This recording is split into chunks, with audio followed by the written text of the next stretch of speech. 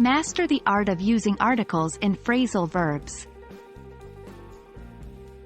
Hello, English language learners.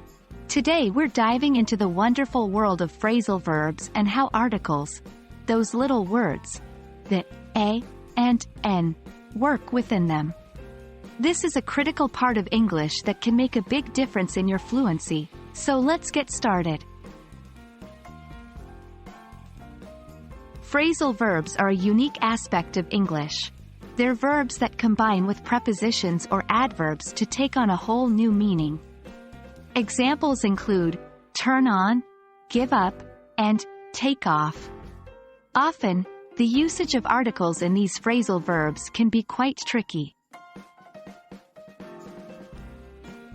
When it comes to using articles in phrasal verbs, it's important to know that the article often connects with the object of the verb, not the verb itself. For example, we say, turn on the light, not turn the on light.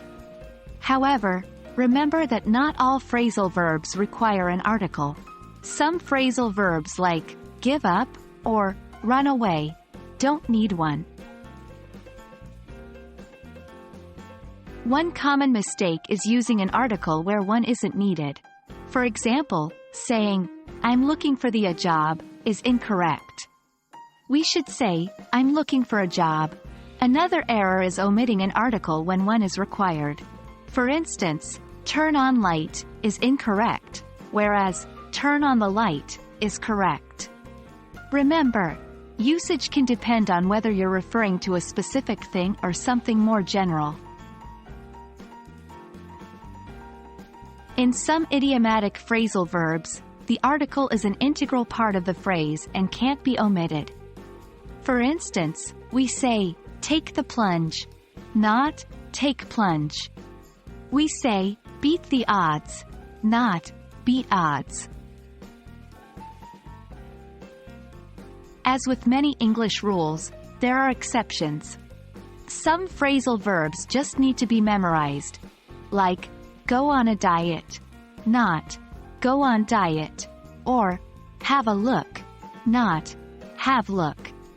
In these cases, the phrasal verb and article use can't be logically explained. It's a matter of convention and common usage.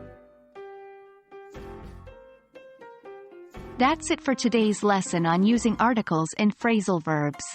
This may seem a little confusing at first, but with practice, you'll soon be navigating these tricky waters with ease.